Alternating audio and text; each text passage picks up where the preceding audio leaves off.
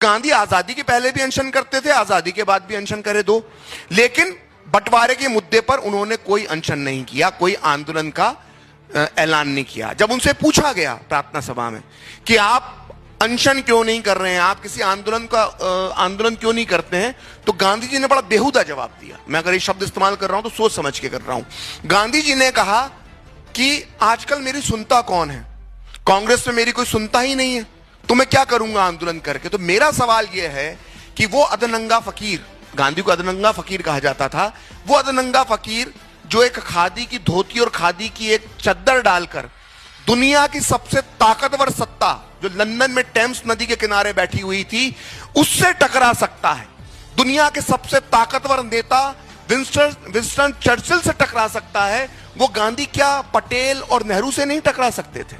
जब तुम अंग्रेजों से टकरा सकते हो तो इनसे टकराते, आंदोलन का ऐलान करते, सफल होता असफल होता, ये बात की बात है।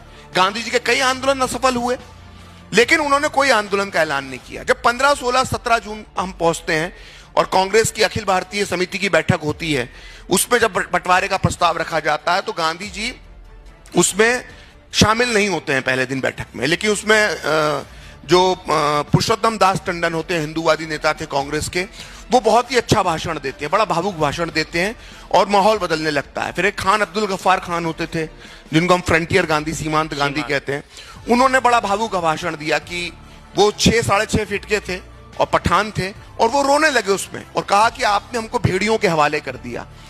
तो माहौल बदल जाता है बंटवारे के खिलाफ। तो ऐसा लगता है कि ये बंटवारा जो है कैंसिल हो सकता है।